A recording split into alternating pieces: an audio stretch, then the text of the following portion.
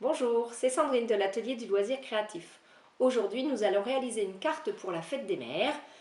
Mais, vous voyez, Jean-Baptiste n'est pas à côté de moi. Un petit peu trop compliqué pour un enfant de cet âge, quoique il pourrait y arriver.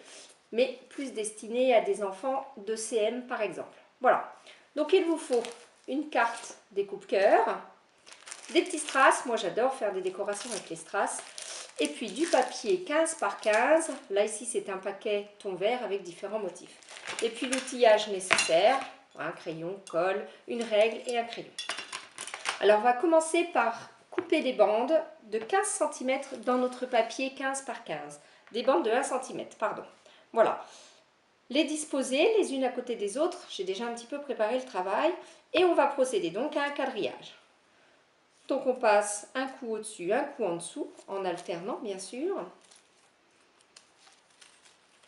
On soulève le papier au fur et à mesure de son travail. Hop. C'est la partie difficile pour des enfants un petit peu plus jeunes.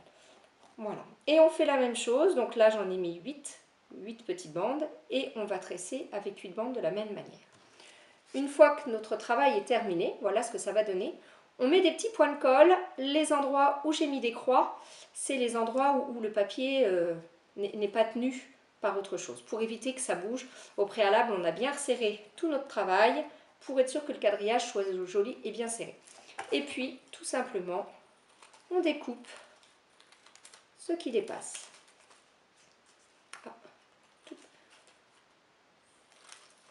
Voilà.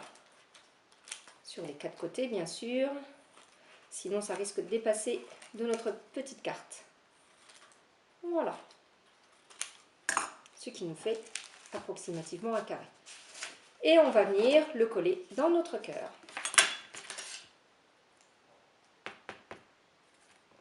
Toujours la colle scotch. Je pense que maintenant vous êtes habitués. Voilà. Hop. Sauf que j'ai mis un petit peu trop de colle. Il vaut mieux mettre la colle sur notre carte, tout autour du cœur, plutôt que sur le papier.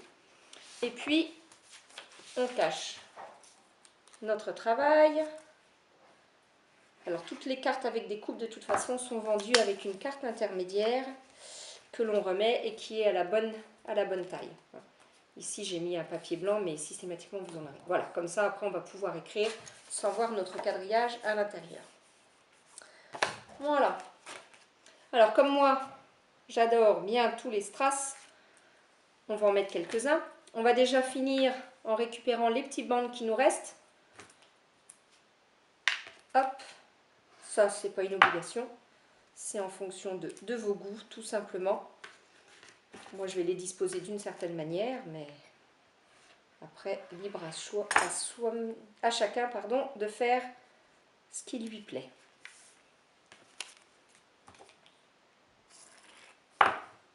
Voilà. Essayer de faire quelque chose à peu près centré.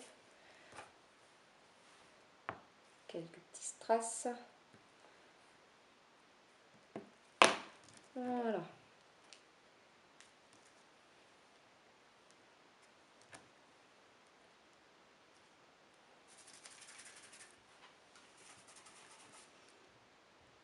Hop.